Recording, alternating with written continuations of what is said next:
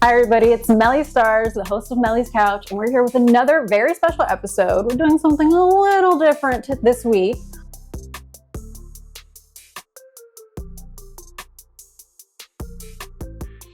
We're actually sitting down with another podcast. We have today the No Insurance Podcast. We have Nate the Great and Trouble T. Yay! Claps for everyone. On Melly's Couch. On the couch. On the couch. You know, finally made it. You finally made it. You didn't have to wait till 2026. Hell of a ride. Yeah, it was. Talking about it, and it finally happened. Yeah, it's been a rough couple of days trying to get everything situated, but we did it. We're here. We made it. Exactly. So I did research on you guys individually, and then obviously on the show. So we're going to talk about a couple of individual things, and then we'll get into the show. So Nate, what's up with your dad and Oprah? No, that was just a throwback photo. Back in the day, my mom used to be on the radio, so I'm pretty sure Dad may have played a part in it, some type of shindig or somebody took a picture with her, and I remember he posted on his Facebook, and then I was just like, he had an infatuation with Oprah. I don't know. I think it might have been hey, that's the lady from TV. That's the lady from TV. The TV show, the talk show. So I think that's probably what it was. I don't know. So it's not like she was hanging out at the house or nothing. When I posted that photo on my Facebook a long time ago, he was like, "You did Oprah?" What? I was like, "I ain't like that." Trust. And I say, you tell me.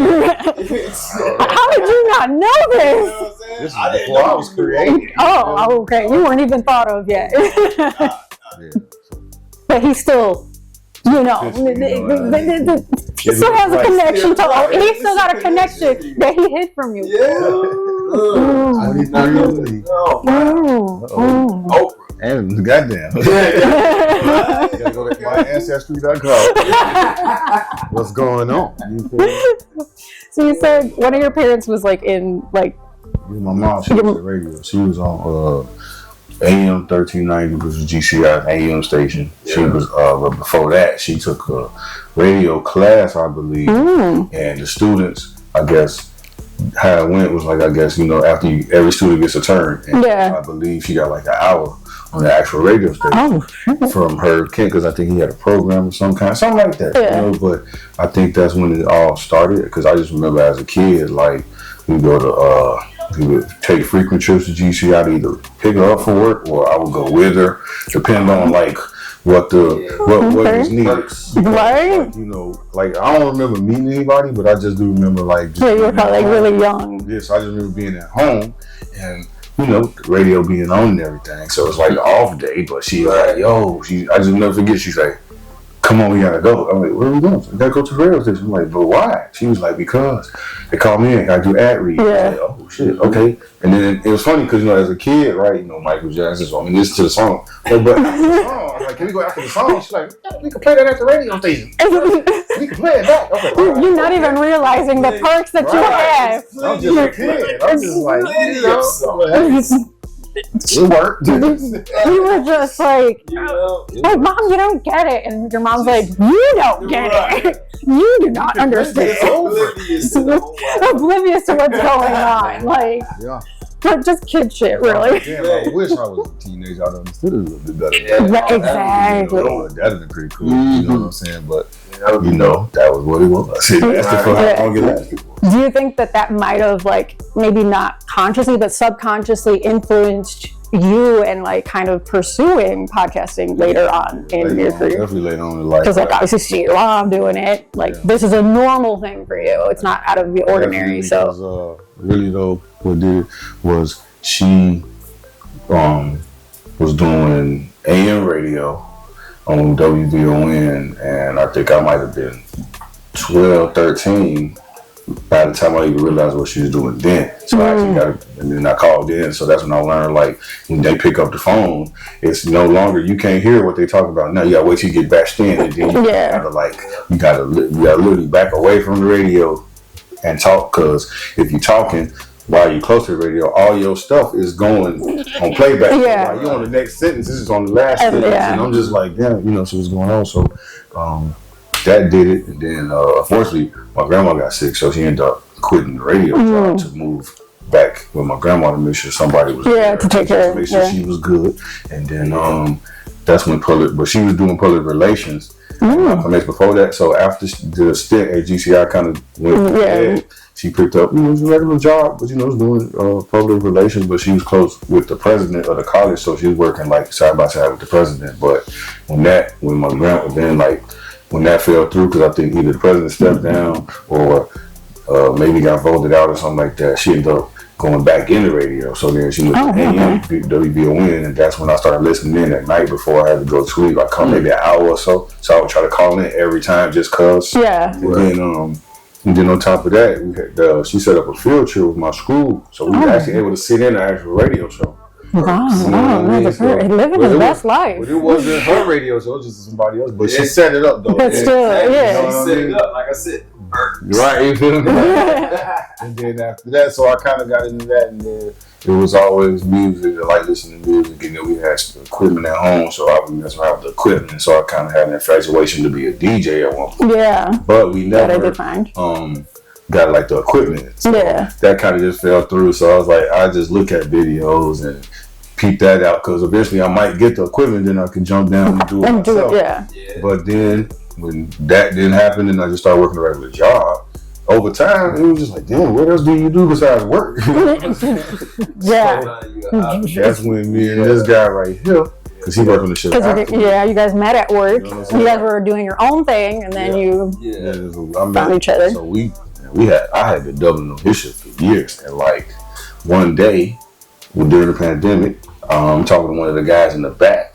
And I was just, I found out he did music, and I actually liked his music. He was younger than me, but I was like, I thought like I can understand it. It's not a lot of the artists that I interview and associate with are way younger than me, and I'm like, but I fuck with their music. They're doing something. It gives me hope for the future. Let me tell you, because. So I told him, I said, man, bro, if I had a podcast, bro, I would interview you. Like, have you been on somebody's show before or anything like that? He was like, nah, but I definitely want to do that. He said, like, if you get one, bro, let me know. I'll do it. I'll jump down.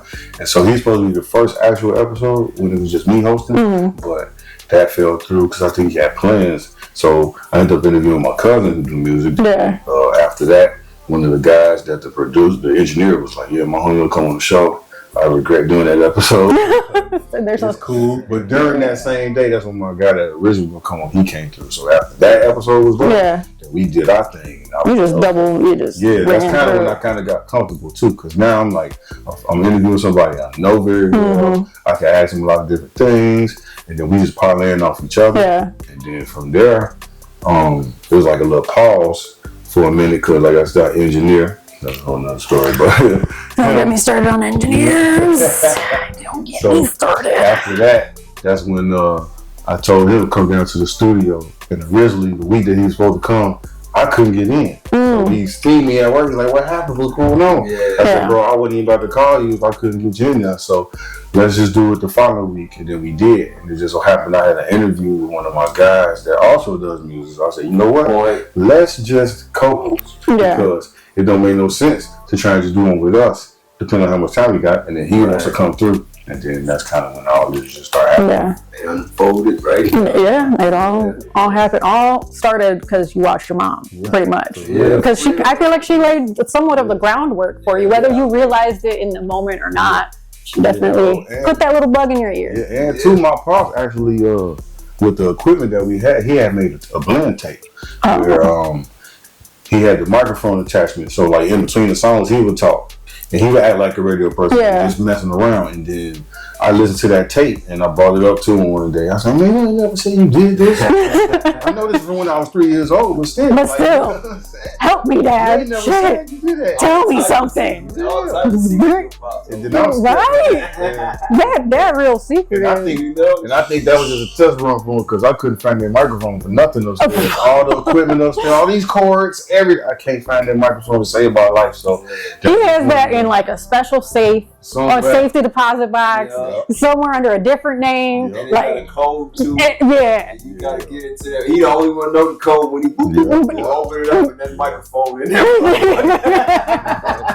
He said, "My son will never find this Either microphone." that or he wait for the right time to give it to me. Like, man, But he has it. He has it in hiding though. Be somewhere for real. Even if he's waiting for the right time, he has that shit in hiding. He's probably like, "You gotta It's in the tuck someday. Yeah, you gotta prove yourself to him." Then he gonna be like, golden, you know, right, golden. Yeah.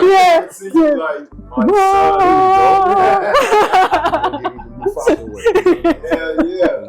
Passing the mic literally. You did at some point like want to be a hooper though in like high school, I believe. Yeah. So what happened? Last time I played was actually ninth grade, but were you like actually going to pursue it like professionally or? Originally, like because the first time I actually played organized ball like on a team for in 5th grade, so I thought that was the beginning. Because it's crazy because that team, we was the first team that they did as far as 5th grade and up. All they had was 7th to 8th grade. Yeah. And then I don't know, either one of the coaches' ideas was like, yo man, we need to give it to the younger guys because they always come to the open gyms in the morning. So you know, then and to the coach would always tell me, he's like, we got a good jumper, which is all I had. I couldn't really jump.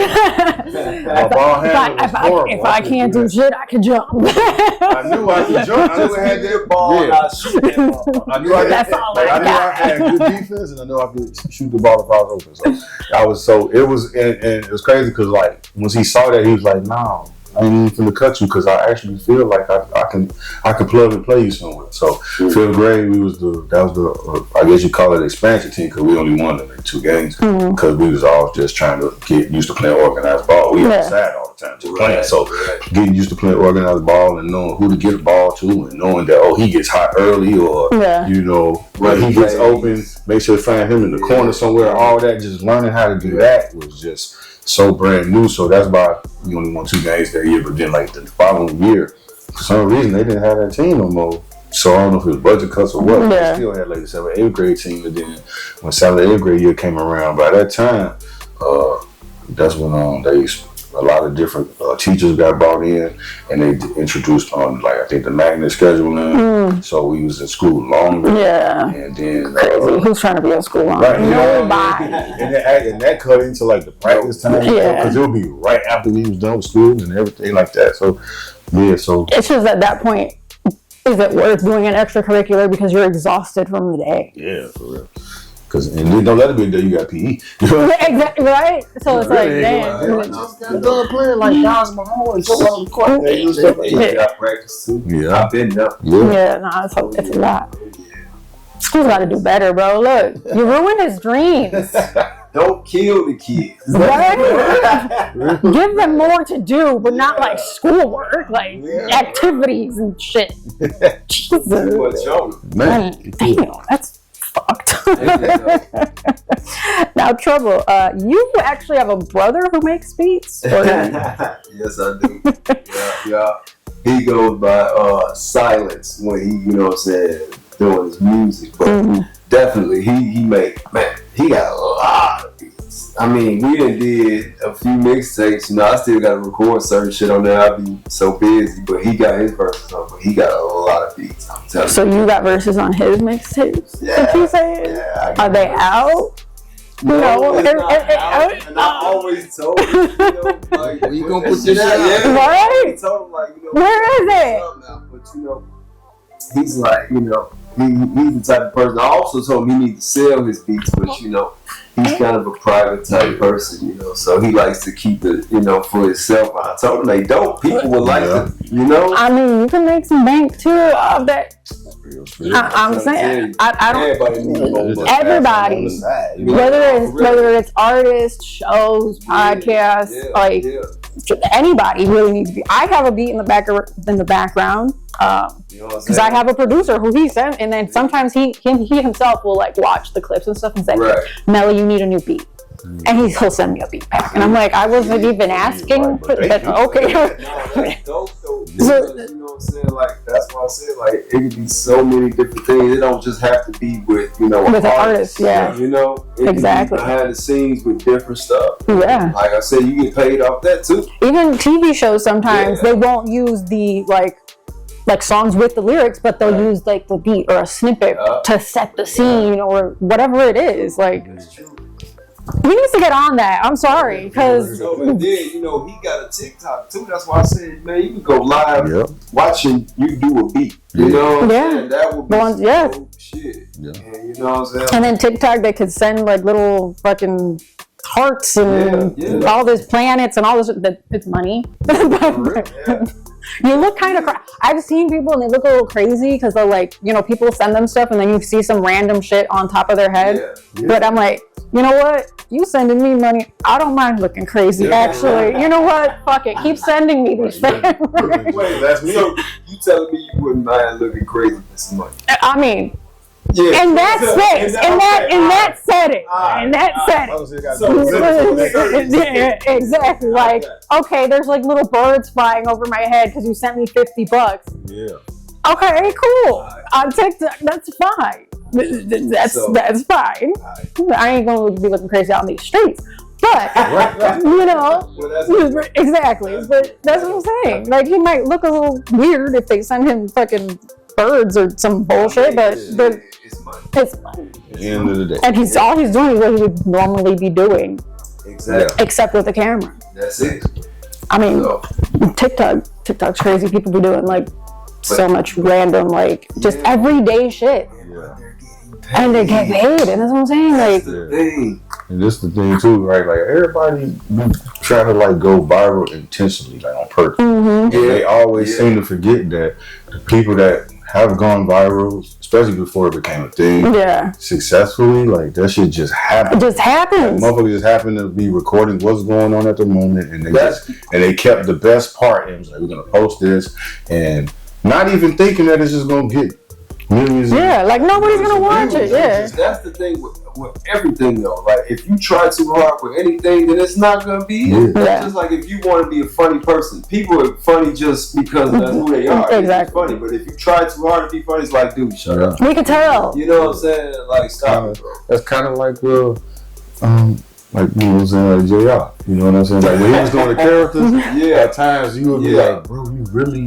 I be trying to tell him, like, you're going a little too far with it. Yeah. I could kind of tell you trying to hit it and go viral instead of it just happening. Like, you actually funny. You know what I mean? Like, you're really funny as fuck. I just need you to just do it. Just do it. Yes. Just be you, pretty much on camera. Yeah, because a lot of people forget, like, ultimately, even if like, let's say you do pretend to be something else or someone else, and it does get popularity, are people gonna stay? Right. Because you did that imitating somebody. But they want to stay for you, and if you're not you, But then after that too, when you do imitate somebody, they want to see more after. And it's like there's so many. Now it's like, what you gonna keep doing? Imitate motherfuckers, and you gonna give them the real you? Exactly. It's kind of like that trend that was going on for a minute when everything was trending topics. When it was like a whole slew of just disabled people, but they was blowing up, going viral. So that's when you had the dude that was like, got him. You know what I'm saying? And then the little short, I forgot what his name, the short guy, but you know, they was just. People was just pretty much just going off the fact that, damn, if I get somebody that's quote unquote retarded and we do some funny shit and we post it, now we gonna start go viral, and now we getting bookings and all that. And but it was crazy. They was giving them for a little like just a year, and then it just got quiet. Then you don't see them no more. Stuff they out there looking crazy now. Like when you got to find your own way to make some money. When you start to copy shit, it don't never work out the same way it did from the original person. You know what I'm saying? You got to find your own niche in it. Exactly. And not be scared to be yourself, because that's like there's so much space for everyone to do their own thing. Like, even right now, I have Melly's couch. You guys have no insurance. Absolutely. Even though we have similar, we do similar things where we interview people. We're similar. We are completely different. Same thing with me and the lot. We interview. We have the double. So we interview some of the same people, but they're it's completely different content. That's the thing about podcasts. I always say this when people say it's getting oversaturated. It's not getting oversaturated because there's so many lanes in there. You know what I'm saying? It's so many different views to talk upon. You know, it's with sports. You can do like video games. You know what I mean? Like you can do rap. You can do it's like so anything.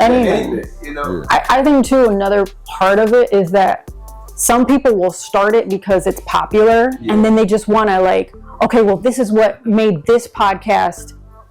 Like gave them fame, so I'm gonna do the same topics, and it's not gonna hit the same. Exactly, it's not gonna hit the same. That's what I was saying about the originality. Yeah, you know what I'm saying? Like it's never gonna be as good as the original. No. Never. Ever. And then once you see 5 different platforms have the same fucking topic, you're just at all. Like. For example, like that 50-50 topic. I'm so tired of hearing that. If I hear one more platform talk about the stupid 50-50 bullshit, like I'm done. I'm done.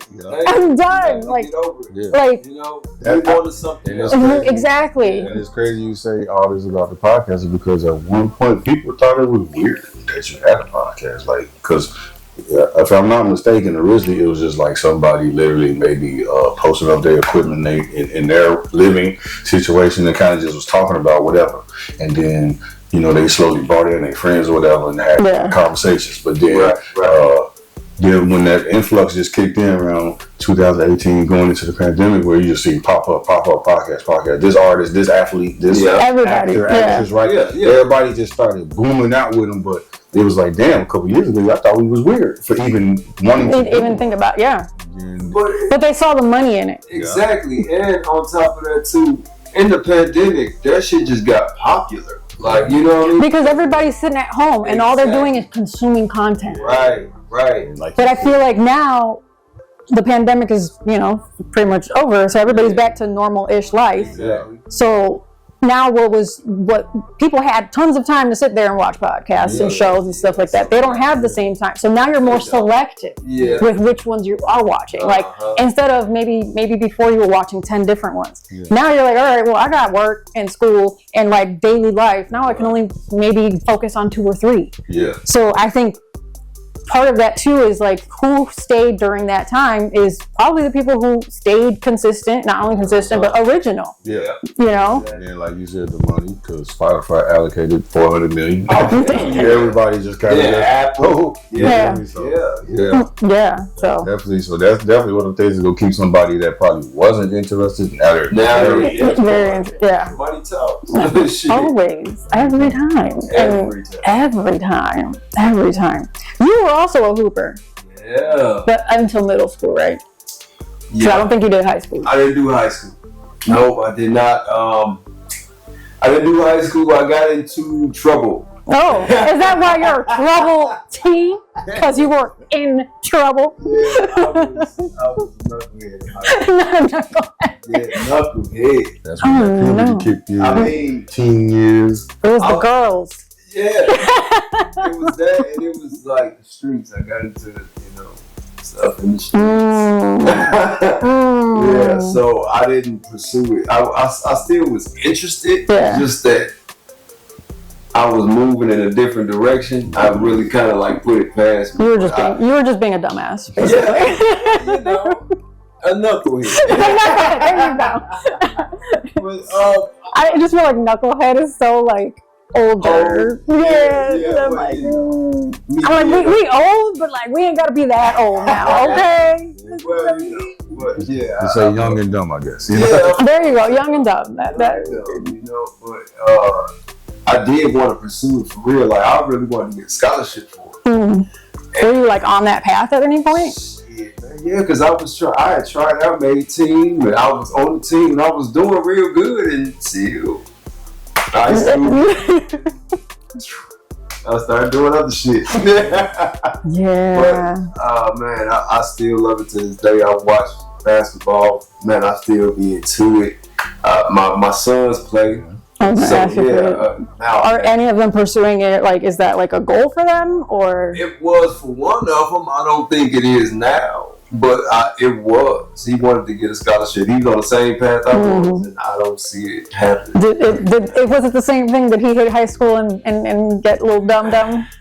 Yeah, man. He can't keep his grades up. Ooh. That's his problem. Yeah. Academically. You know what I mean? Like, he's not stupid. It's just that he gets bored fast, so when they not talking about he might just be too smart for the classes he's in. Yeah. Could be it for real. Because he really gets bored fast, and it's like, it don't entertain him like he was on out. So, yeah. You know, a lot of the stuff he don't like, and we'll see his grades. I'm like, come on, bro, we bringing this shit home? Yeah, how you gonna get a scholarship with these grades? That's I told him that. But yeah, it literally might just up, though. The boredom might just be that it's like he's just too smart. Like he might just need like advanced classes or something like that. Yeah, like he might like it'd be crazy. He fuck around with low key with the guys that might not say nothing in the class, but he knows it. He probably already knows it. Yeah. Yeah, he don't say too much. Period. Like he's the quiet one, the introverted one. Yeah. Yes. He don't say too much. He'll stay on his game. If you ask him a question, it's one word, and then he don't elaborate nothing else. You're like, son, how was your day? Good. Cool. I was like, right. Hey, you got homework? No. Yeah. Man, like it's kind of hard. It's like pulling teeth in conversation. That was me for real, because my mom used to do that all the time. She's like, "How was school today? It was cool. What did you do? Work." It's a Pisces thing. And then she was like, Pisces, and he's a Pisces. And then they be like, "What kind of work? School work?" Like I'm just, I'm just like, man, I kind of just like, can we move on to a different subject? Like, cause and maybe that's how he feels too. But as a parent, I'm very happy with my kids. Like, so I'm gonna ask questions. I want to know things. Yeah.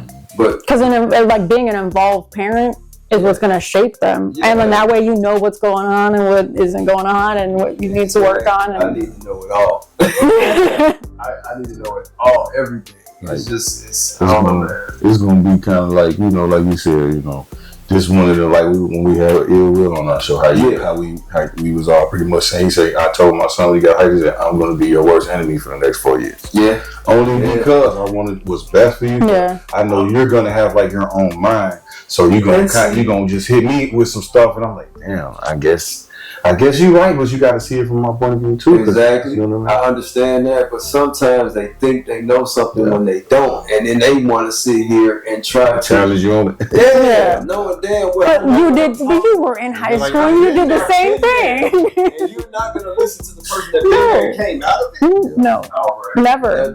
Never. Doesn't make sense. Never. I promise you, bro. Just say this is like a 360 with me, because when my freshman year, knocked it out the park. Transferred. Because I was like, man, I want to go to this school like this where all my friends is at. Like I did this route. I went this route because this is where you put me at. And then I'm just looking at every morning I'm getting up. I see all my people on the corner waiting for the school bus, and I'm just like, I want to go to that school, but and too, all my people, my parents, my mom, both my uncles, all went to that school too. So I was like, just keep it.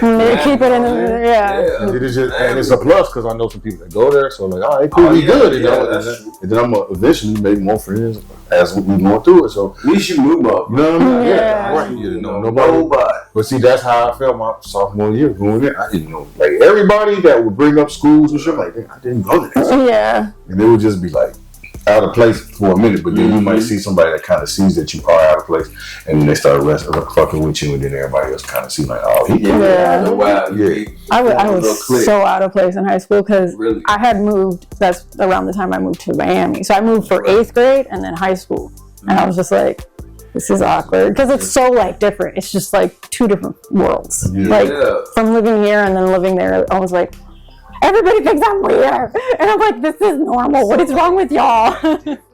It's so different. It's because I think with Miami specifically, it's a lot of Hispanic culture. Understood. And out here, it's not. It's mixed. Yeah, it's a mixture. Yeah. So over there, they're very much we got here from our countries, our respective countries, and they still have all of those traditions, and they haven't seen anything else. Right. So it's kind of hard for them to learn anything new when they're used to something. Yeah, and then also when everybody around them is still on the same thing, they haven't seen anything else. And a lot of times you don't travel outside of Miami. A lot of people had. I am a traveler. I love traveling. I'm a Sagittarius. But a lot of friends and stuff had never been on airplanes. I'm like, I've been flying since I was like 9. What do you mean? Damn. Like, 9. Yeah. Internationally, I went to Cuba and stuff. How's Cuba? I would like to go to Cuba. I was a kid. So that's when I started flying I was fairly young. Right. And like I said, a lot of my friends had never even left Miami, or the closest you go to is like Orlando, which is a 4-hour drive. It's not even a vacation. It's really not a vacation. You're going to the theme parks for a day. And actually most of the time for like 8th grade, your 8th grade trip is to Orlando, and then your senior trip in high school is to Orlando. You're just going to different theme parks. So even if you've just been to school, you've been to Orlando, if anything.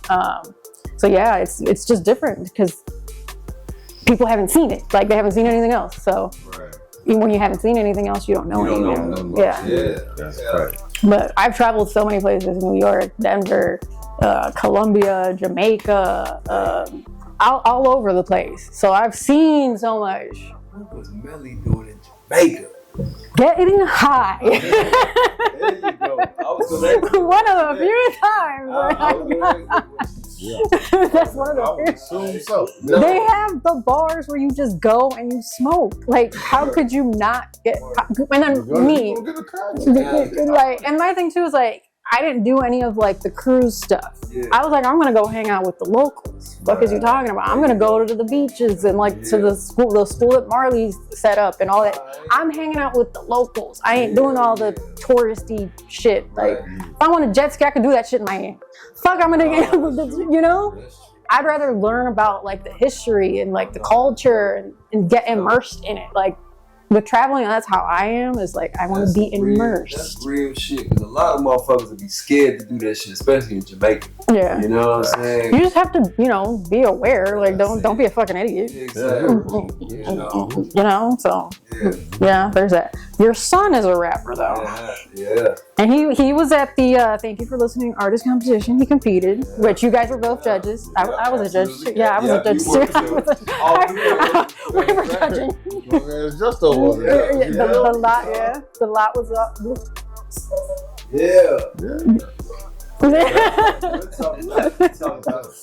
So was that his first competition? Like, how was that whole? How did he get into rap? Funny ass story. He probably go hate me for this. It's fine. He'll get over it. Exactly. Because you'll be on the couch one day. You can talk about that. Check it out. He was young. Like, shit, I was maybe 8 or 9 or some shit like that. And he made a little silly ass rap about Cheetos. No bullshit. You have to start somewhere, okay? No bullshit, right? Now, all his brothers and sisters was laughing at him. Yeah.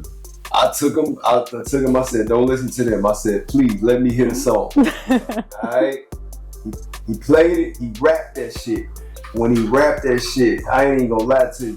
Even though it was like a kiddie song, it was catchy as fuck. Oh, and you know what? I was like, are you fucking kidding? That's what you need though. It has to be catchy. You're like, you can figure out the content later, but you got to be able to hold the tune. It blew my mind because I was like, man, you got a niche for this. So I was like, because even with you, like, it's a kid song, but I'm telling y'all, man, I wish I remembered it, man, but like, it was catchy as hell. Yeah. So after a while, I asked him, would you ever want to start rapping? He was like, I mean, he didn't take it serious at first. He was like, I mean, it's just something I'll do. But like a hobby at first, hobby.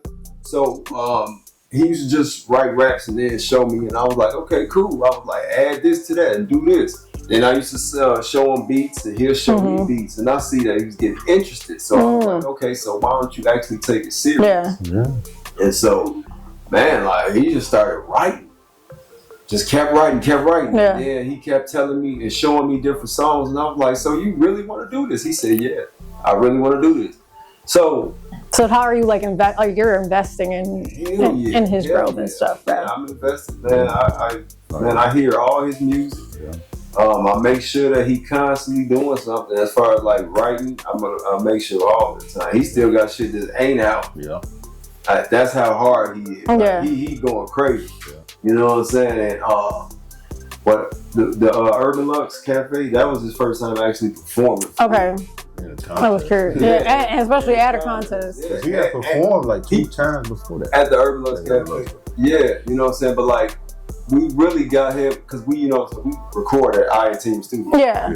And we got him doing the black box, yeah, the open mic shit, and that's where I got him comfortable. I told him, because he kept telling me, I need videos, Dad. Yeah, content. Yeah, content. Like, I said, I get that. Now he did make a couple of videos, but yeah, I think one's on your page. I think I saw. Mm-hmm. Yeah, I don't remember the name, but I did see it. Well, we got 2 that we did up there. Well, 3 actually. 3 that we did up there. 3 up there. And did them on the page. But like he actually did some like beforehand, like I think did you in your backyard, right? Yeah, he did one in the backyard with the mic. Yeah, the mic. Yeah.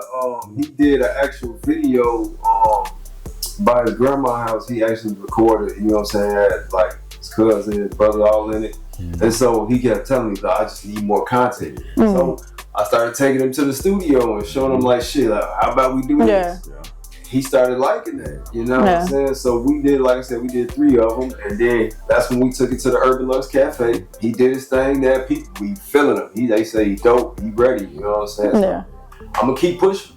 So, and hopefully I&Team might find something, do a little something, okay? You guys heard. And too, shit, you forgot, bro. He did one up there before we had our team. It was just me, you, Will, my boy P. We had did an episode before. Oh, he did a. The guest ended up not coming. So that's right. At Evian Studio. Did an actual podcast. He was on there with us. Yeah. Oh, that was my first time you seen him do his thing. I seen the clips, all that. Yeah. But it's different seeing it in person. So, it was crazy because I kind of like put him on the spot. That's what I'm like. Well, since you here and we talking about, since you want to be a rapper, then rap. He ain't afraid of it. But that's good though. Because after he did that, he wanted to do another one. So like, all right, let's do it again. Because when we got to the Urban Lux Cafe, and the first time he did a performance there, he was like, I told him, I was like, hey man, I was like, you gotta give it your all. I was like, this is a performance in front of everybody. Yeah. This is something that you gotta take serious. He's like, oh no, I'm ready. That's all he kept saying, I'm ready. He went up there and he rocked that motherfucker. I was like, okay, you proved to me that you was ready. Yeah. So, and obviously him proving to you and being like involved in all that, you can help him get other opportunities, you know? Yeah, I told him. He's just got to put in that work too, you know? There's always like a give and take. Yes. And you know, Hefe's been talking to him. We got a few people in his ear. Oh, yeah. That's good though. Yeah, Bing. Yeah, said she willing to work with him. She willing to work with him. Yeah. That's pretty cool. So, like I said, man, like if he just keep on going and listen to what people are saying and actually, you know, further their career in this shit, he gonna go far. Yeah, absolutely. Was it difficult, you guys knowing him? Well, obviously he's your son, but and then having to judge and like score him and stuff.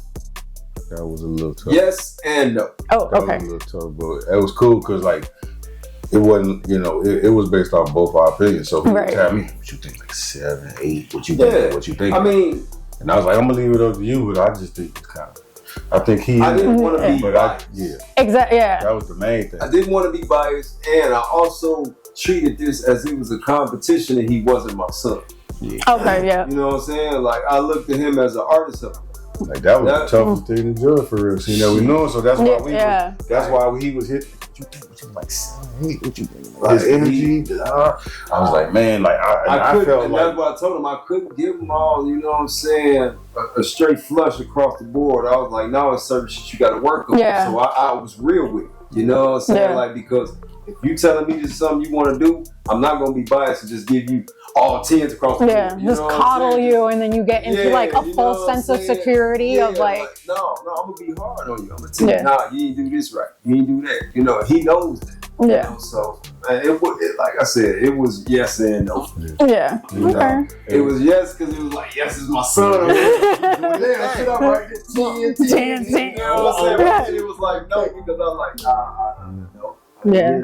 It's like clear enough. It's like the dad and the professional. There you go. Kind of have to turn dad off for a second and be the professional, but at the same time, dad's in the back like, go you, you know, like. Oh yeah, but I'm hard on them too. The same. Yeah. Now, without being like too messy, like because we was judges and everything.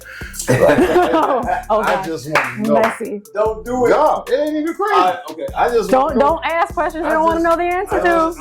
I'm real. I just want to know for real, like, was it a point during some of these performances where you just was like, oh God damn, I really don't want to, I don't even want to score this shit because I don't get it, or this just something just don't seem right.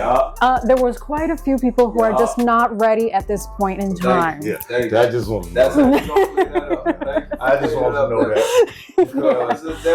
because I'm trying to select few. Yeah, because I'm telling you right now, me and Justo was in that mother like. Oh no, same here. I kept looking at him too. I was like, he tapped to me like, I think I'm gonna just give him a 5 just because. God damn, I had a lot of 5s. But and then my one, they was being generous, so he was like, go ahead and give him like a 6. He said, no, he's getting a 4. They was like, go ahead and might give him like a 7. No, he's getting a 5. Fuck no. I think I'm very tough, but I also have experience being a music festival judge. So I have really strict, like, because that's that's literally my professionally, like every single year I go and I judge this festival. So like, I know what their scoring is like, and I know I have to look for like minute things. Yeah. They deduct points if you go 15 seconds over your set. 15 seconds and you're deducted. Right. So I'm like, that's what I'm working with. So that's the mentality that, and I'm like, this is hard. You know what though? It's good to be strict like that. And then like you said, you in that field anyway. So people, first of all, when you perform it anyway, you in front of some judges, man, you got to make sure clarity. Yes, that's a big one. That's a big one. Like, we got to hear what you saying. If I can't understand you, how can I just, You know? Don't be by the damn speaker, man. That shit gonna peak every time. Another thing too, man, is the presentation of it all when you on the stage. Yeah. You know what I'm saying? A lot of people are just stiff and they'll just sit here and hold the mic. No, man, you got to show stage presence. Yes. You gotta give it your all, man. Yeah. That's the one thing I be seeing. A lot of people need work on that. That's why I see a lot of these videos, like they just do the same body movements, mannerisms. Then we got our click in the background, we got the weapons out, whatever we doing. That comes with coaching too. Yeah. And a lot of that was like they just see that, so they think that that's what they got to do. They don't have like those people in their ear. Yeah. So there's giving. I feel like also you should kind of do your research, but. True. If this is something you want to do, not just go with the trend and make it make sense. Jesus, make your videos make sense. Fuck. Please. That's just the best way to put that. Make it make sense, for God's sake. Like I always say, these bitches love social. There wasn't no bitches in the video. I'm just saying. Being honest. You know what? Single female in that video. But the bitches love him, allegedly. Allegedly, they love him. So where are they? Yeah. Where are the bitches? Where are the bitches? Where are they?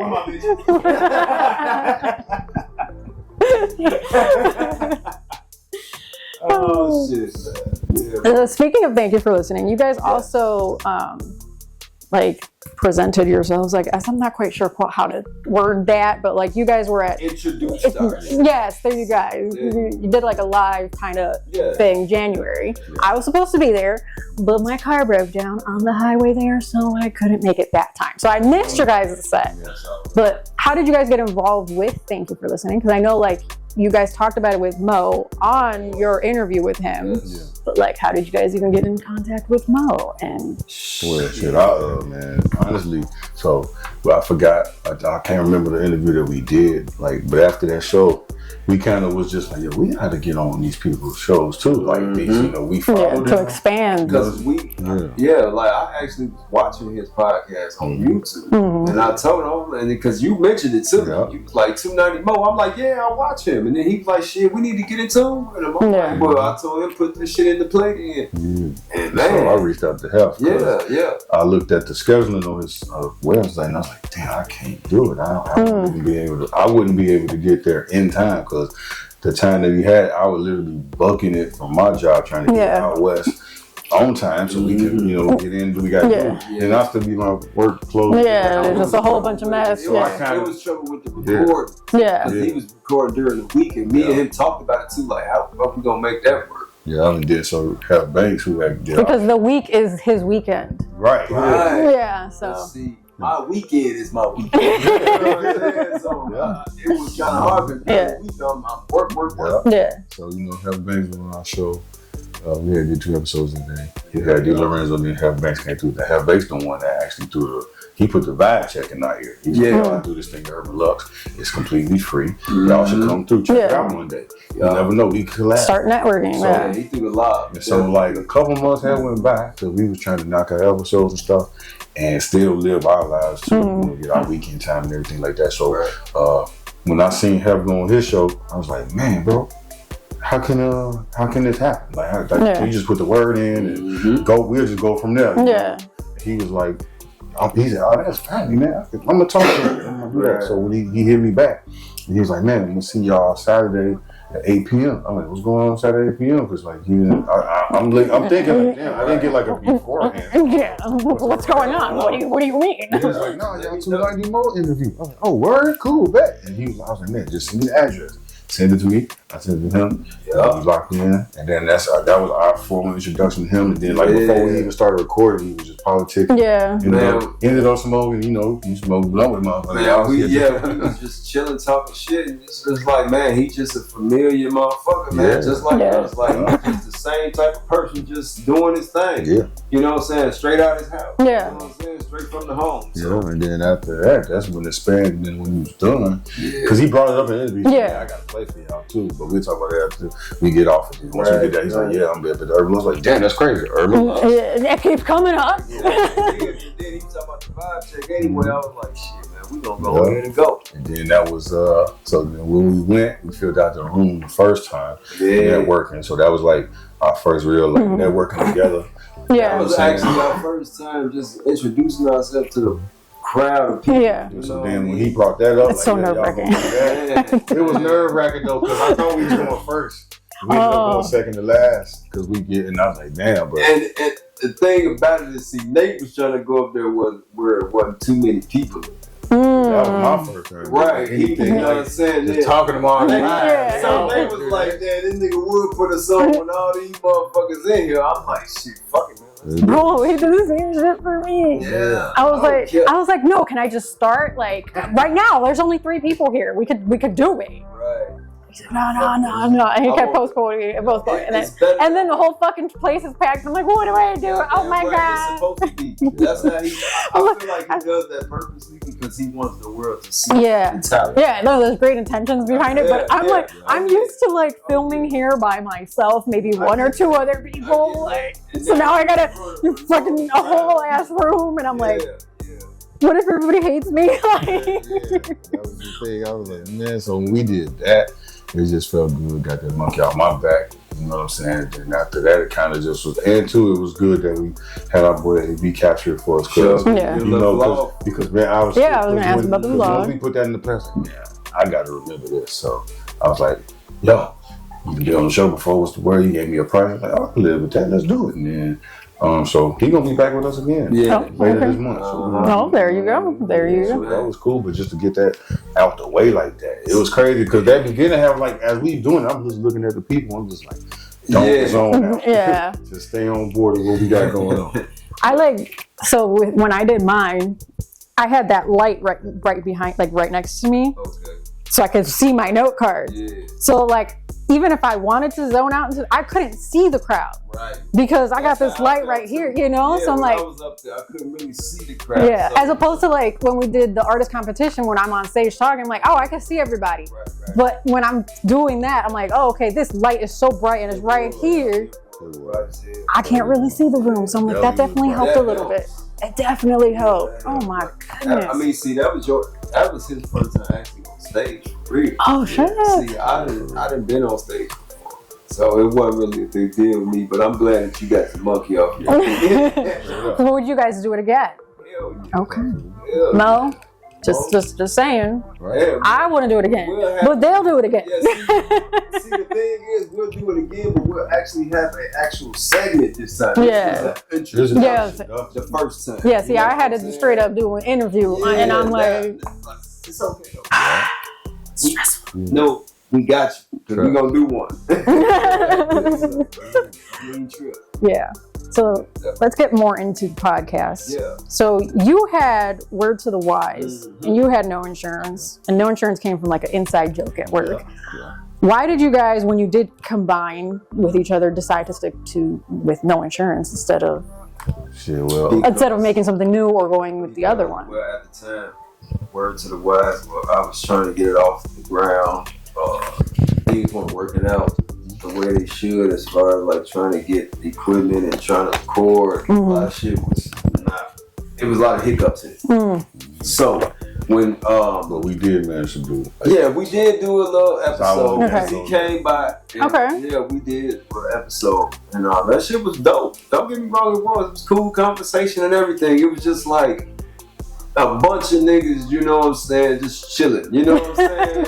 There was no like. Just talking regular life. Yeah, just talking regular life. It was, interesting topics. But what happened was, my brothers be, they got their own lives and they be busy. And, they can't really move, they don't really move around like how I do. Yeah. So, with that being said, when he put me on that episode when we did it with Southside Point, it worked out so perfectly, it didn't even make sense to combine it or go separate ways. It made sense for us to be a tag team and do this shit the right way.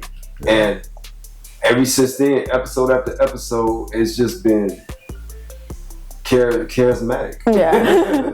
Man. But I want to bring something up because there's a clip where you said that you would go solo, maybe, possibly.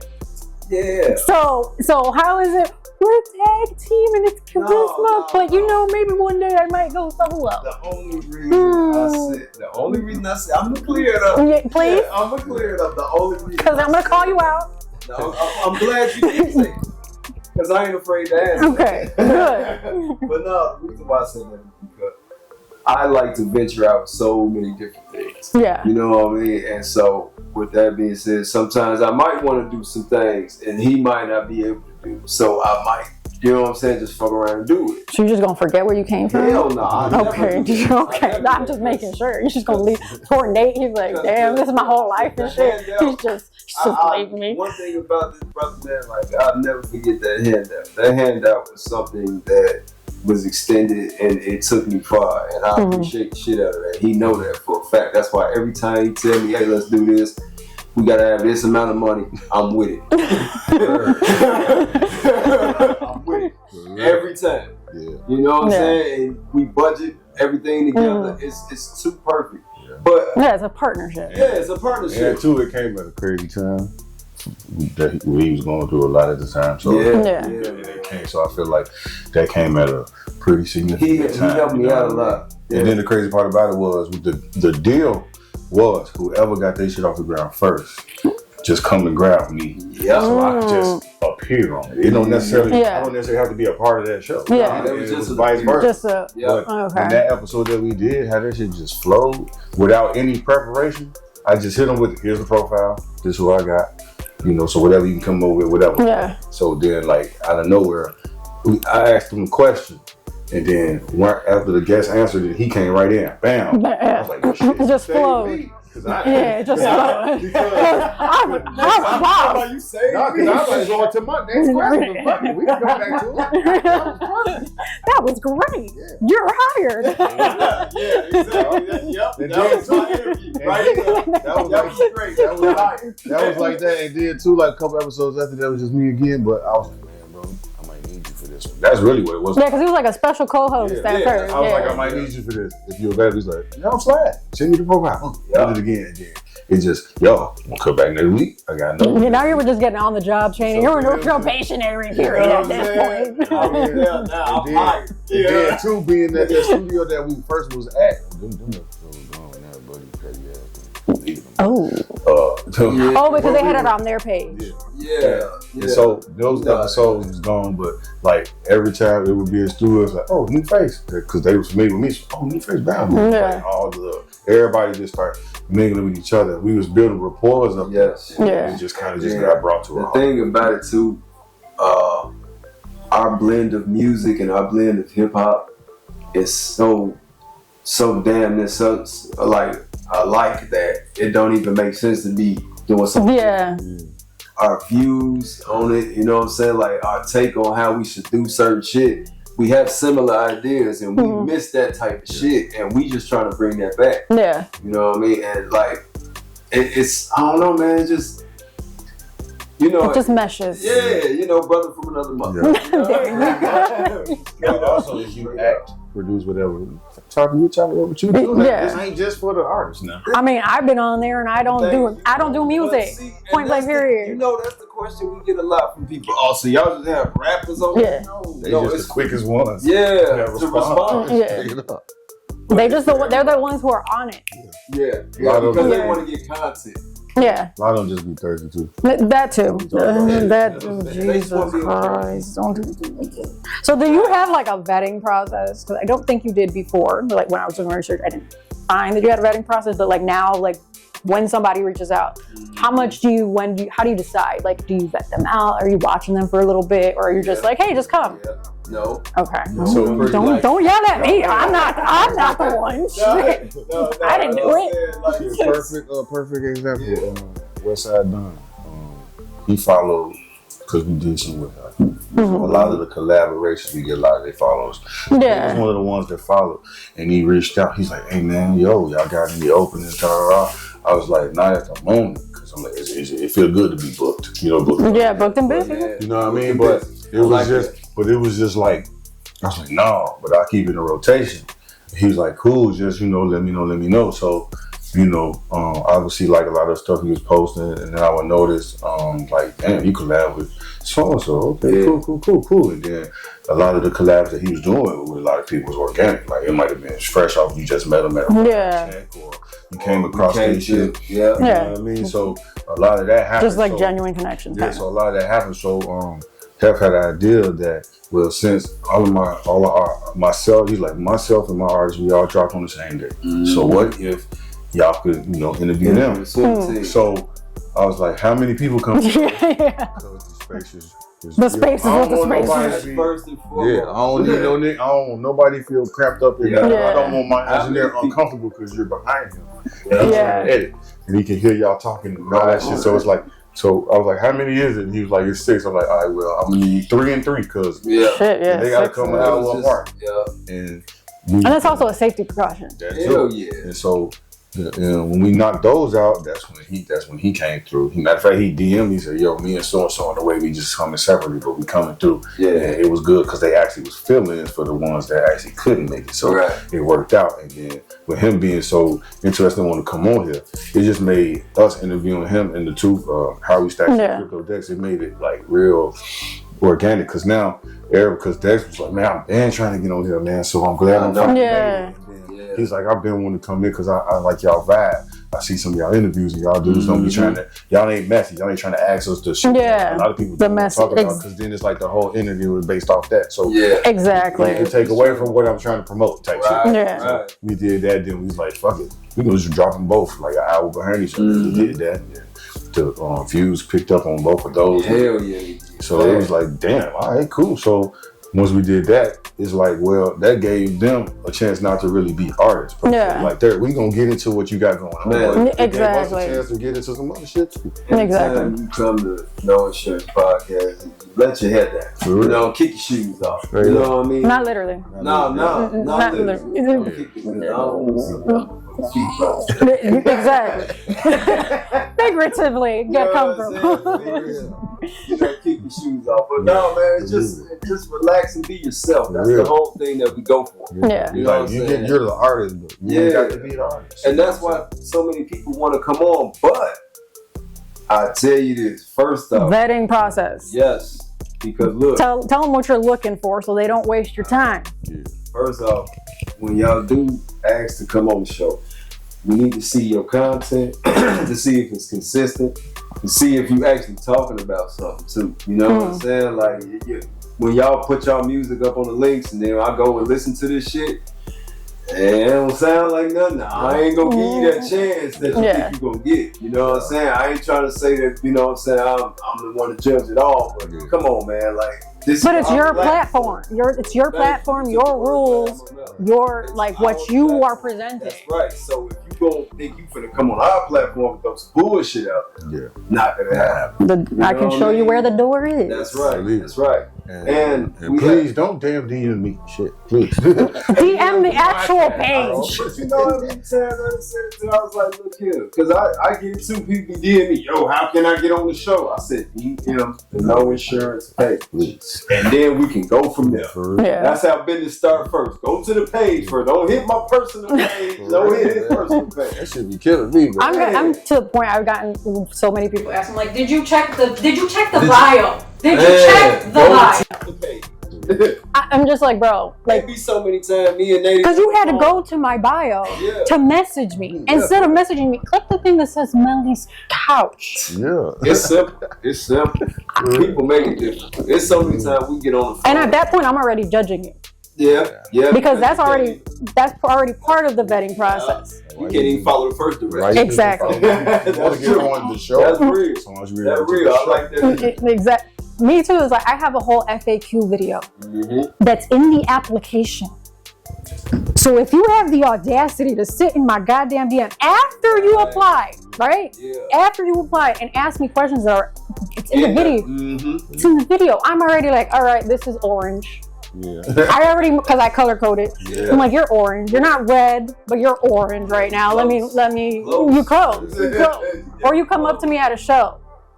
Don't come up to me at a show to ask me no fucking how long's the wait list and when I'm gonna get. Who the fuck said you were getting on? Thank you. Believe that. I understand. Yeah. Now you extra fucking orange. You damn near red. Actually, you're red now. Leave me the fuck alone. So many times we get on the phone and be like, hey, did so-and-so DM you? And I'm like, yeah. I was like, I told him go to the page. He hit you too. Like, yeah. I'm like, what the fuck? You can't follow the last directions. Thank you. That's the first and thing. My thing is like, there's one thing to come up to me at a show and be like, how do I apply? Or how do I get on? That's fine. I can show you the QR code. It takes you to the application. Cool. But there's a different thing of you already applied, you already allegedly saw the FAQs, and I write everything out in a paragraph. So either you didn't read or you didn't watch, and you still want to come ask me some shit. Yeah. If you can't give me 5 minutes of your life, how am I supposed to give you 60 hours of mine? I like that. Real spill. I like that. That's real. Yeah. So I mean, see, that's kind of why I'm glad. I like it. Got quiet. That's one of the real moments. That's kind of why I'm glad I asked the correct question when I met her at Plus, because I didn't. Because I damn near went up to like, man, so how can we get on? I was like, no, what is the process? Yeah. She kind of just because she showed us like, well, I'm gonna be honest with you, like it's gonna be a while, but this is what you need to do. But she told me the same thing. Remember we was at the table. I asked her. I said, "What is the process?" And then I was like, "How is your, booking looking?" And she showed me everything. That you got to ask the right question. Yeah, that's all. Yeah, and I think too sometimes artists are so comfortable with just being like your bro, like the homie, and they don't want to approach you professionally. That's right. And I'm forcing you to come at me professionally. You can't come at me professionally. I don't got nothing for you. That's right. And then, I like that. Yeah, and then too, like. It's funny, when a lot of the artists, per se, I guess, are their own managers. So they try to DM you in the most professional way possible, but it still be like, nah, bro, you. like they'll introduce us like, hey, I'm so and so. They say their artist name, and like, trying to do it. Yeah. And I just it's funny when I saw that when one of them hit my personal page, and I saw that, I said, bro, why you just didn't ask me simple questions? You didn't even have to do all that because I'm not in that position to even hit you back with a professional response. You could have just simply said, yo, how can I get on? Yeah. What was the process? Or when they don't follow you and they just want to hit your DMs and be like, oh, I'm coming next, or I'm coming to the who the fuck said you coming anywhere? You don't even follow me. And on top of that, they don't even really tune in for real. They see a buzz happening and you come across the little algorithm, they like, oh shit. Now they want to DM them up. No, do you even know what we doing? Exactly. You ever seen how many episodes? Like, or even watched one episode? Well, in my application, you have to tell me which episode is your favorite. I like that. I like that. I like that. Yes. Might have to put that up there. It's a scroll down. I wanted to do, because some of my episodes I bring out props, so I wanted to do a like favorite episode and prop, but I haven't quite figured out how to add that in there, because if you could tell me the prop, then I know for sure you watched it. But I just haven't quite figured out how to add that in there correctly. That'd be a good one. You know, that's what I got a process for a reason. you like Hispanics, don't you? A lot of they kind of I know. I kind of noticed they the like ones that come out more, or they. I mean, it just depends on who I run into, you know. But for the most part, everybody has to wait at least 6 months. Okay, makes sense. Okay. Because if in 6 months, when I start to look at your application, you're not following me, you haven't interacted, like nothing. That means that you only applied because you thought it was just popular. But if you're still rocking with me 6 months, still rocking with me 6 months later, okay, maybe there's something here, you know. But yeah, I mean, it's open to whoever. It's open to all creatives. Similar, but again, like rappers, but I've interviewed DJs. I've interviewed.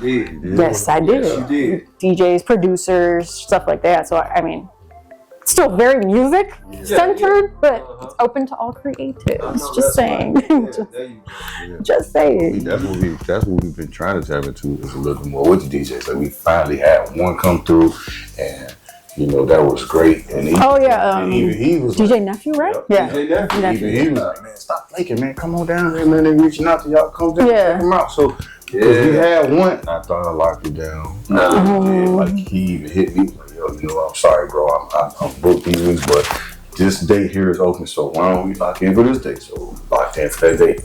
No show. I was like, oh, we ain't doing this again. You know what I'm saying? Like, we gonna have to move on down the list, you know? Definitely want to get more DJs. Want to get more. I want to get like film directors too. Tattoo artists. Tattoo artists. That'd be dope. That would be dope. I want to get people that like for the culture. Authors.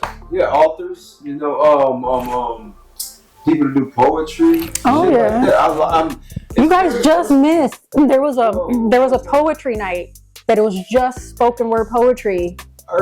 No, it was somewhere else. I don't remember the spot, but it was just literally like just about poetry. So it was like 10 different. Yeah. I like shit like that. That'd be cool. I used to write poetry. You know what I mean? And I had a few books. Like notebooks. Poetry. Yeah. Man, when I tell you, I just spoken word to me is just like. You have to have a very broad mind, you know, to understand it. You know, you got a narrow mind, it ain't for you. You know, simple mind, motherfucker, it ain't for you. I love poetry. Is there anyone specific that you guys are like, damn, I really wanted to have this person on the show? Yeah. Because I know you kind of guys went into different fields, but like, is there anybody specific? They're like, that would be that person's really interesting. Besides me, because I was already there. That's right. That's right. We had you, so now we got to pick somebody else. Now he's gonna come back through later on. Okay. We're gonna do an update one. Okay, we'll do an update one because that's what Mo got me on right now. Because he was the first one I did when I moved here, like within the month maybe of me moving here, and then now I hit the year mark, and I had to come do the yearly check-in kind of thing. Right. That's what it is. Oh man, well for me, I want to get a do-over. That's with Fly Skins, because, you know, that's my dog. Okay, do-overs count. So I would like to get a do-over with him. But you heard. But I would like to, bro that used to be on Black Ink, well, when they came to Chicago, Ryan. I went to high school with him. Okay. So I would definitely like to chop it up with him, Ryan. That would be dope. My tattoo artist worked there with Ryan. Yeah. So then why aren't you making these damn connections? What is wrong with you? He was at another one when he did mine. Like he actually we chopped in with Trello. Yep, He sure came to the urban. So we happen to get him on, so I'm gonna ask him. There you go. You know, it's all gonna spiral. It's all gonna make sense. I feel like the longer we do this show, man, I know I'm gonna tap in with a couple people that I'm like, wanting to talk. Oh yeah. So, Absolutely. so that's gonna be like, you know what I mean, the way it goes. I know it's gonna happen. I'm gonna tap in. Hopefully, I get a big name. A big name. I mean, it's just anybody. Like who you guys have your eyes on and want. Shit, small name, big name, don't matter. If I go to Bulls Fest this summer, I'm gonna tap into one of the Bulls players. There you go. Okay, that would be dope. That'd be kind of cool. I wouldn't mind interviewing Derrick Rose. Yeah. Ooh, that would be dope. That would be dope. Derrick Rose. That would be dope. That would be and I can see it. Yeah, definitely. Yeah, I can see it. You already know the United Center know me very well. Yeah, Nate the Heckler. Yeah, Nate the Heckler. If y'all watched our last episode, y'all know why I called him Nate the Heckler. Man got it too with a security guard. I wasn't. So is it Trouble Nate instead of Trouble T? Should we switch the names here? Still Nate the Great. No, I didn't. See, I wasn't heckling us because we sucked. So it wasn't a reason for me to heckle us. I was just heckling the coach because he was making stupid ass substitutions. The players was cool. It was the coach. I'm like, how do you call a timeout when my man stole the ball? That's when you get an open leg. You call timeout. So shit like that, bro. Come on now. Hell, even Luka Doncic is tapping it. You call timeout. Your own coach called timeout. You so cool. You feel? And by that time, people would have emptied it out, so it made it easier for security to hear me. And all she told me was, "Hey, why don't you calm down?" I said, "Hey, you've been standing there for 4 quarters, so you can't. You just you know why I'm like this. You motherfuckers suck." And like, besides, you're all the way right there. I didn't realize my voice projected that far because I was that shit. You must have been really into it because your voice does not typically project that far. So for that to happen, it was just like, you definitely was out of character that day. Oh no! I said, I've never known Nate to get into it. It was just like being at a game. It was just like being at a handcuff. It was just like being fucking band from the center and shit. It was the fact that we was up. Winning. Everybody in the section be happy, like, damn, we ain't know they're playing perfect ball right now. And then come out on the second half, and it's just like, damn. So y'all just decided, you know what? We gave our all. Yeah. So we trying to get these draft picks. So let us go ahead and do what we do. Yeah. I can honestly say that when you go to the United Center, I feel like that is the safe zone. Everybody in there is just, you know, even if you didn't come with the person that was next to you, you still vibe with them off of the shit that's going on in the game. Yeah. Like drinking, talking shit. Like, how the fuck you gonna call a foul? You know, it's just sports unites everyone. Yes, you know what? That's why it's the United Center. That's right, the United Center. I like that. Right on. I promise you, all it takes about that. Because I promise you, all it takes is just one person like, what is he doing? And then everybody's like, what the fuck are you doing? Everybody give each other high five and shit. You don't even know the motherfucker. Fuck it. We besties now. Right, we besties for the next hour or so. It'd be a dope atmosphere. I love going. Yeah. Well, speaking of locations, you guys have gone through several locations. Not always in the best. You guys haven't always lived on the best terms. Just at one. Okay. The first one, the second and third. The third we currently at. Third. The second one, we still cool. We was in there like, no matter what. Locked in. I feel like we met pretty much almost all of the engineers. A lot of them actually didn't. No, a lot of them didn't really wasn't there at the times that we was there. There's some new ones. There's some new ones now, but like definitely like when we was doing well.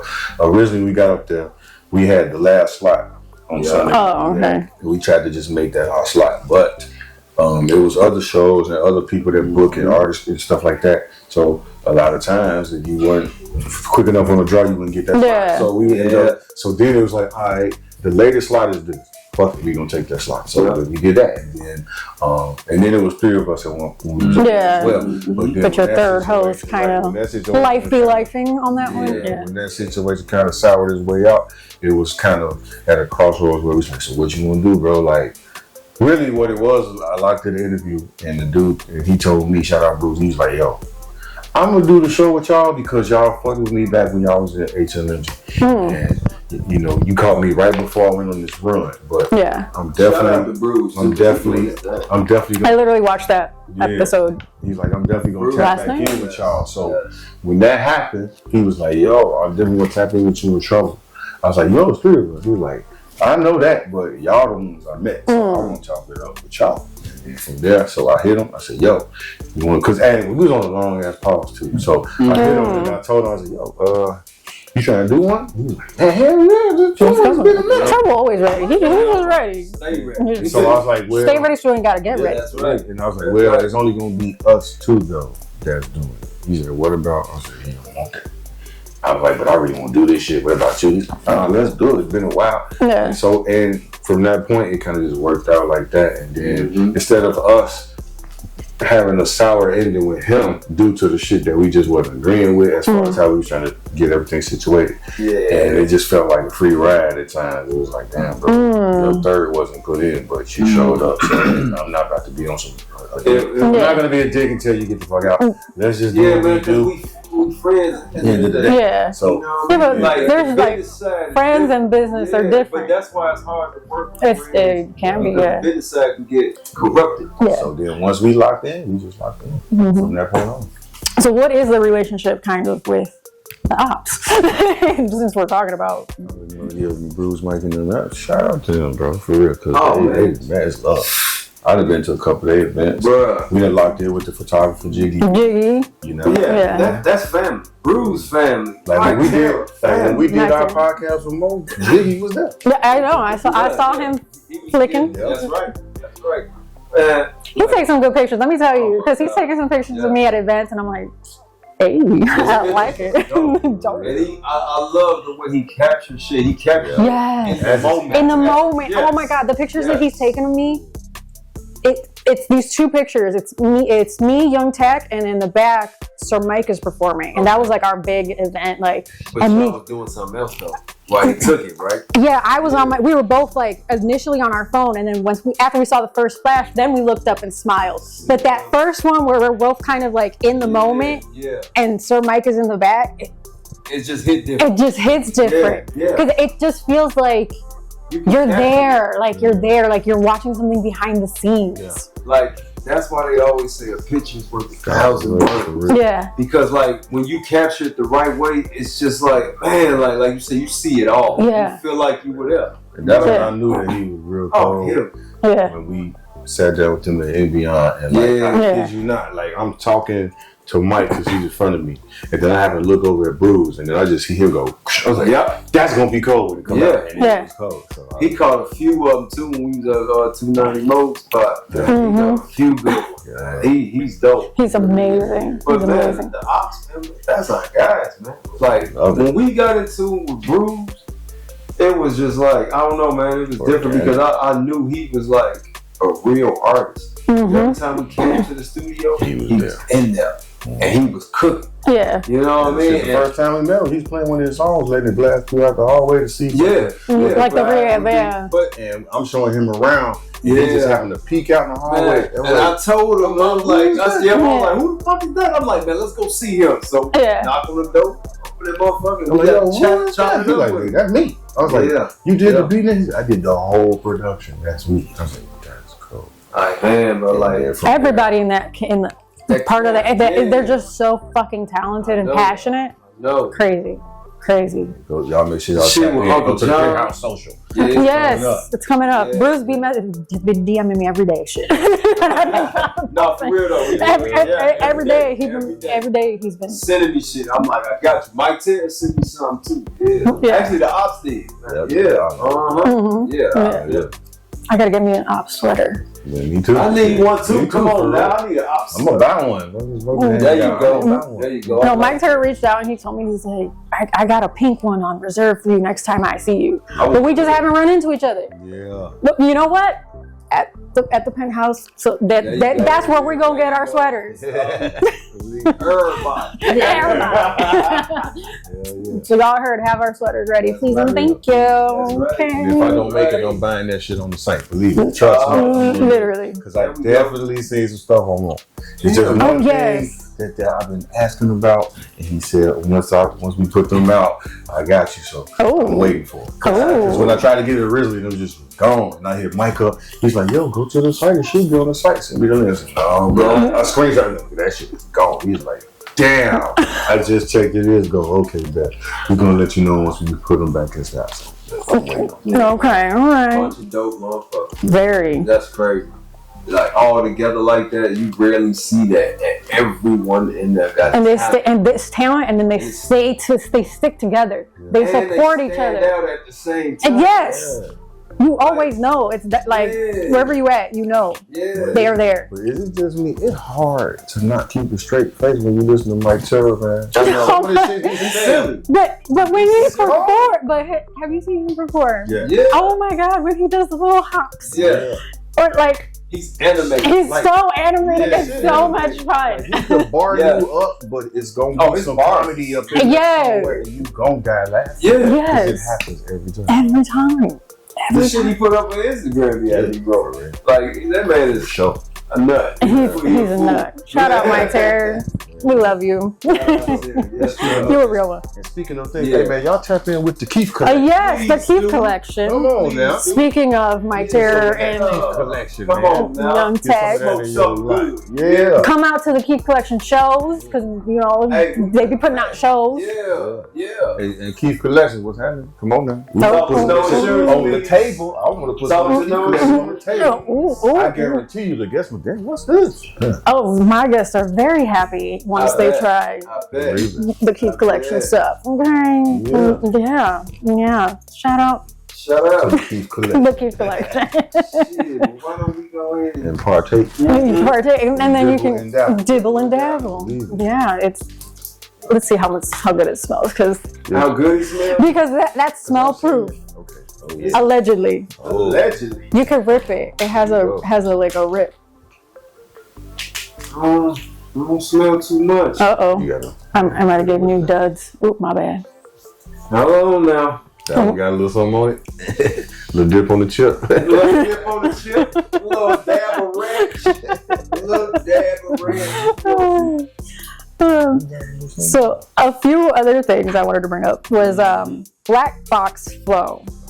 Is this kind of like your version of, because before you wanted to do 16 in the booth. Yeah. Oh man. So is this kind of this is what I do? Yes. 16 in the booth. Because I think you did a couple of trial runs with it. Yeah, they were nice. They came out the way we wanted them to come out. Perfect. He was just a little too. I can't really it was. We're gonna. Maybe you end up on the couch. You can talk your shit. Oh. But my whole thing is we was at work, came up with this idea. We thought it'd be dope because we're already filming in the actual studio. So why not, if we got the artist there, let's have them do a little something. So 16 in the booth, we came up with it. I bought a logo and everything. Oh damn! Okay, you serious about it? The half. So we put that up. We had a couple early inquiries. So we had, shout out Fats, he was first. Fats the Man, he was first. We had Greedy Bands. We had Divino Red Arts. We had GBRO. And then we had my cousin Ozone 815. So oh damn, you had it was Fats. We had Bishop Birdie as well. So we had them in the can, ready to go. And so he was, we never really had an opportunity to set up the release for it. But it was like, we got them in order. Yeah. That's how we do it. That's why everything's numbered. So we try to do that in order. The thing, though, first of all, it started from, we was going to do an interview with them first. Yeah, and then separately. Separately, after the interview was done, and get their 16 bars on. And it played out perfect. Yeah. And then it just when it came to the engineer, he decided to put his artist out first. Mm-hmm. Because they had a single out. Then he had the nerve to use our name, the 16 in the booth, and put it on his page. Ooh. I've had a similar issue in the past with people using my name. You know what I'm saying? Like, bro, like, what the fuck? What do you think this is? On top of that, we would come to the studio and they would be like, who you here to see?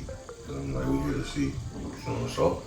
And it's like, so-and-so who? Like, a white so-and-so? Yeah. The only one? He's like, oh, So-and-so. I mean, right, like, come on. So when we did that, you know, he was like, yeah, let me check out y'all podcast. So we pulled it up. He was like, oh, it's pretty cool. Y'all put the logo for the studio. That's love. Boom, boom, boom. So me and him would be sitting like, why every time we come in when he not there yet, we gotta ask to, can we sit here? Can we do that? Yeah, it's like nobody knew. It's like nobody knew he was doing that on the side. That's how I felt. So he was probably like making the play on the side and low not. key under the table. Yeah. You know what I'm saying? Like, because the price that they would be charged would be way different than what he would charge. Yeah. And not to mention, he would get paid at the end of every episode. Yeah. So when he hit us with a curveball, he's like, yo, for this flat price, I release all the shit that didn't came out yet. And I said to him, I said, bro, why don't you just release it the way it's been released? Yeah, like the way that it was filmed. Because at least, because while we on this break, we still got stuff coming out. Yeah, exactly. One time we had to sneak in that motherfucker. We actually had to sneak in there and do it. We said we broke in. We just broke for in the that hell of it. bitch. But yeah, we shout out to them. We used all the props and everything, and we did a whole fucking interview. Because you know what I'm saying? And the reason that we broke in that joint was because one, we paid him the money.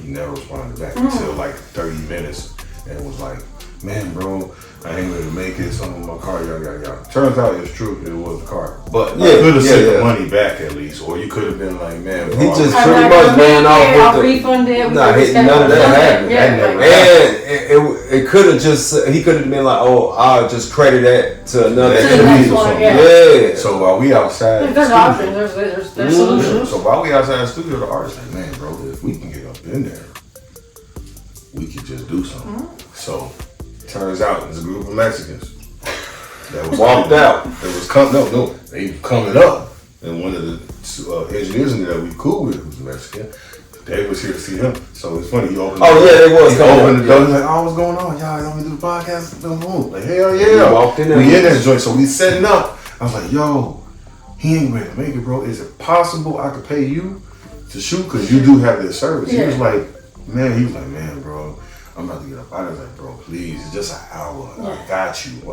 And he was like, okay, bet. I was like, yo, run You the could have just been like, okay, I'll stay, but I'm gonna charge you an overtime fee or some bullshit. Yeah. Like, So I was like, look, I hit him off with the bread. I said, yo, just run to the ATM, hit him off with the other half. We good. He was like, bet. He ran to the 7-Eleven, got the bread, gave it to him. He shot for us.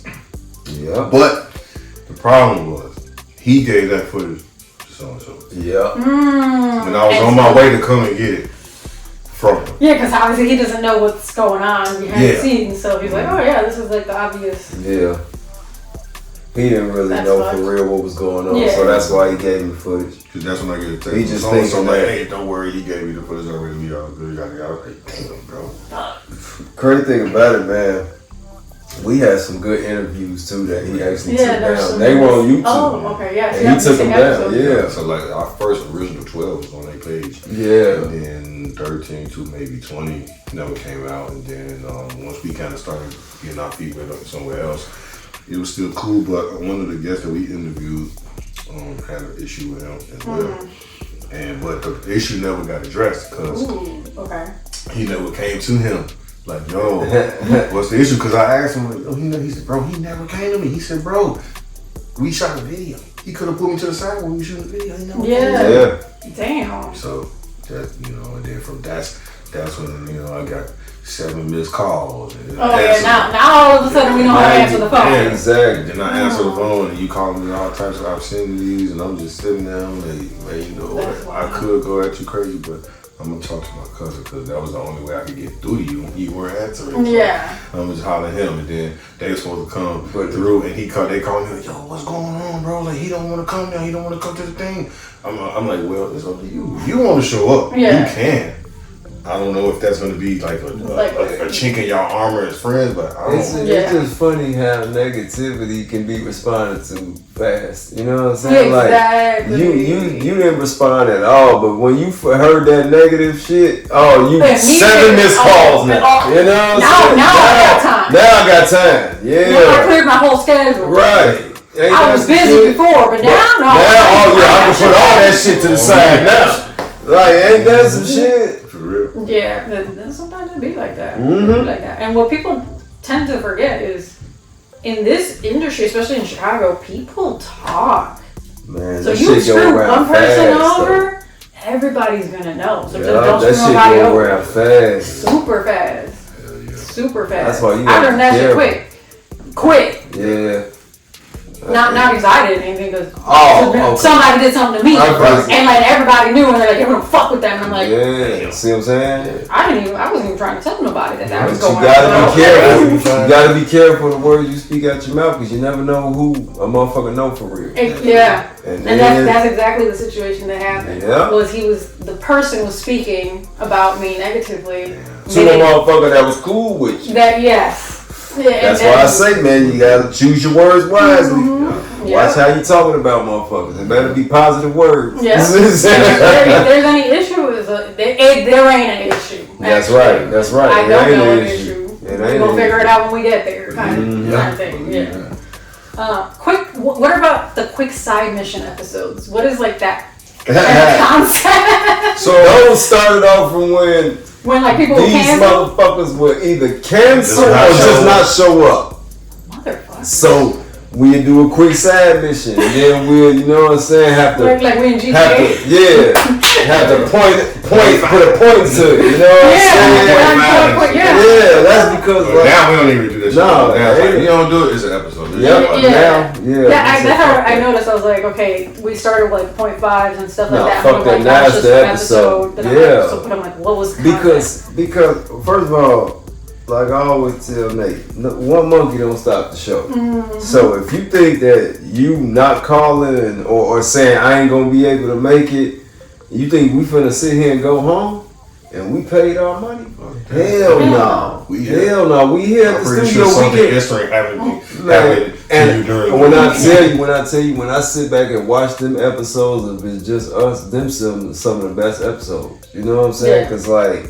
And they get good views. Yeah, they get real good views. I was definitely looking at views with you guys compared to other people, and definitely your like solo ones get I've been noticing that too. Yeah, so I'm like, there might be something that just saying. Maybe none of y'all get an inbreed. Sometimes it'd be funny, like the ones with the guests when they start off slow, then all of a sudden they go up over time, and I just like, see, you guys got them. You should have fucked with me. Exactly. You know what it is, man. Like, I'm a people person anyway, so I like to get comfortable with people. I fill them out first, you know what I'm saying? So I try to say something a little like silly, and then if they laugh at it, I'm like, okay, I bet. Now I got you. You know what I'm saying? Now you can breathe. Now you can relax. You know what I'm saying? So we just try our best to make sure that they comfortable.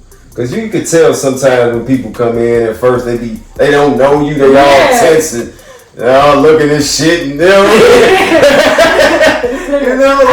some of the artists I interview, it's their first interview like ever. So I have no idea what to expect, what to do, how to act, nothing. So I'm like, it's my job to make you comfortable. That's right. We That's on the couch, you're just talking to your friends. Just chill, relax. Yeah, I got the note cards and stuff, but that's. But that, you so know what?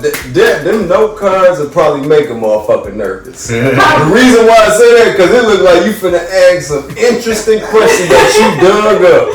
Because them note cards look official, like, what she got on this shit. Oh yeah, and then a lot of people, like I said, it's a requirement you at least watch one interview. Right. So some people already know, like, I do my research, so they're just like waiting for that, like. Oh my god, what the fuck is she gonna find type shit? Or some people think that I'm not gonna find it. And then I do, and they're like, how the fuck did you? And then once I get that little moment of how the fuck, then they're like more comfortable because they're like, oh, fuck it, bro. Like, you know it, right? She knows that shit. That's right. For real. I'll wait 1 second. So your auntie like, hey, Did you know small world? You just never know. Exactly. And like I said, the vetting process is so long, and like researching is so long that by the time you come to the couch, I already know a lot of shit just by being on the scene, talking to people talking about you, me hearing shit like that you don't think that I would know because we haven't met. That's right. But I know because I'm on the scene. That's right. Yeah. I like that. Yeah. And we got this award show coming up. I was about to bring up the award show. That's my next point. Right on. Are you looking at my note card? No, I got that X-ray vision like Superman. Oh, okay. Because we're both nominated for things. It's not about me today. It's okay. I mean, but still, though, pop your shit. Yeah. You guys are nominated for Best Podcast. Same. Best Interview Podcast. Same. Best New Show. And Best Podcast Duo. The fact that we nominated for 4 awards. Hey, it's a blessing. I'm thankful.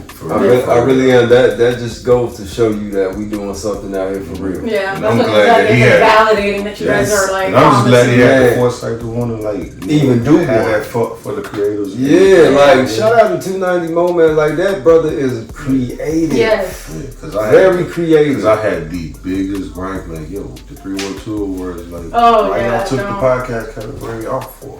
You know what I mean? Politics and behind that, gotta be so.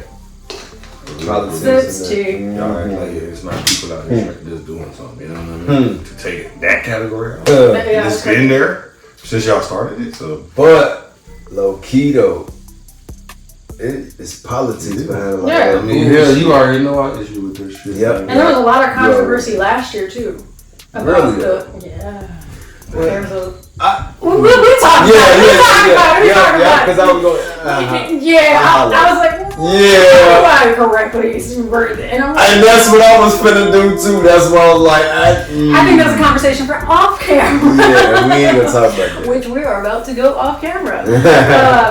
Posting dates, because you guys post every week. Is there a specific day and time that people can tune in, or is it kind of like? No, it varies.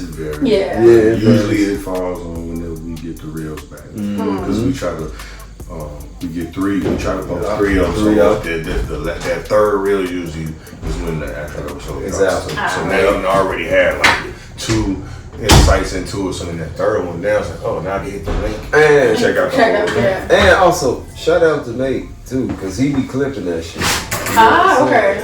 I was wondering if that was part of like they did it at the studio, or if you guys did that yourself. Like I really like it's a team effort because it is a team effort. Vega really put the finishing touches on everything, and 9 times out of 10 it's like, give me a timestamp. You know what I mean? Yeah. Go for that. So that's so shout out Vega for that. Oh yeah, shout out to Vega for sure for engineering everything. He got us like for real, like on the best path we've been on while doing this. To be honest, it feels like just solidified. You know what I mean? Like official. Like this is it. This is who we are. Yes. This is our team, who we rocking with, kind of thing. We are going places with him. Far. And it ain't stopping here. There's a lot more to come. Yeah. So we ready. But what's coming is the award show. Yep. This will be out before the award show. I wish you guys luck, but not more luck than me in certain categories. Okay? Well, we wish you the same. You know what I'm saying? But I will definitely still. I'm supporting you. I will still shake your hand after the award comes to us. Damn. On somebody else's court. Damn. Shit. Josh Giddey? No, it's all love. It's okay. There's like 3 categories that I'm in. Yes, I wish you guys are not, and then there's 2 that you guys are in that I'm not. So there's only 2 categories that we overlap. So there's only 2 categories that I'm not gonna. See, I still wish you the best. Like I said, I support you. I do. And all of that, but yeah. I'm competitive. Okay. Me too. I'm competitive. Me too. Say less. I hear you. And I know the lot is on there too. Yeah. Oh yeah. And, oh yeah. If I do I ain't mad because it's still coming home, you know. It's It's still coming home. We got the same home, so I ain't mad. Shit, like Denzel said, I'm leaving for something. Yeah. I feel like there's enough like variety of all three of us that we gonna talk about. Hey, y'all better come in that motherfucker clean too. I know people coming in suits. Just wait. Yeah, I'm about to go get me a ball gown and shit. Look at him now with it. Yeah, you know what I'm saying? Hell yeah. We coming customized. Man. Yeah, definitely is. So at the top, it's different. I don't be wearing jeans. He might wear jeans. I don't know. So you know, we gotta start planning our outfits. And I heard there's an after party too. Straight up. Yeah, I believe the lot is doing that. They say just don't bring some people through. I don't know how official or nothing. I don't know anything. No, if just don't got this shit going on, I know what's going on. I got a little snippet that Let's something get it right. might be happening. So, Okay. so we can all take our little awards and go turn up afterwards. I'm with it. Together. Sure. Let's get it. But for now, thank you so much for coming on Melly's Man, Couch. it was a pleasure. Here's your thank you card. You guys get to share that. Right on. Look y'all now, yeah. It's going digital, y'all. And let everybody know where to follow you, get in contact, and all that stuff. For the main thing, the No Insurance is No Insurance _ podcast on Instagram. So y'all go through there. Both our names in the bio. You know what I'm saying? So you click on that as well. But I'll get to you anyway because some of y'all just lazy as fuck. And that's Re-Up-Nate. So that's RE_UPNATE. Y'all, you can find me T_40. You know what I'm saying? Just fuck with us. We here, No Insurance, and we leaving with some awards. Just to let y'all know. The QR code is on the back if y'all trying to get on the couch. Yeah, get on this It's couch. a process. Hey, Please believe it. That's actually the business card. The QR code for the couch is over here. Oh, all right. It is over here. Right there. I'm all about that. Right in this right here. Right there. With all the information on our show. And this is a comfortable couch when you make it here. You just gotta make it. You just gotta make it here. All right. The QR code is purple, by the way. Yeah. Everything is Don't let it throw it off, man. Yeah. Y'all be coming. Definitely, this is a dope ass spot, man. I wish some of y'all could make it, but some of y'all might not. You But might not make the cut. So sorry. it's all right. It's all love. It's all good. Y'all gonna see. Find you another couch and put your ass on. Yeah. There's a couple out there trying to, you know what? Look, here you go. Here you Real go. mind. Just get you a rap patch. Oh yeah. I know it don't make no sense for that, but just get you. Get you these. Rat patch. God damn it. If you got a hole in your motherfucking blunt, man, wrap that bitch up. You hear me? There you go. Wrap it up, people. And tap into to these people right here. The Kief collection. The Kief collection. Talk to my people, man. The Yeah. Kief collection is an official sponsor. The Rat Patch, not yet. Wait, Rat Patch, let's talk. It's coming. It's coming.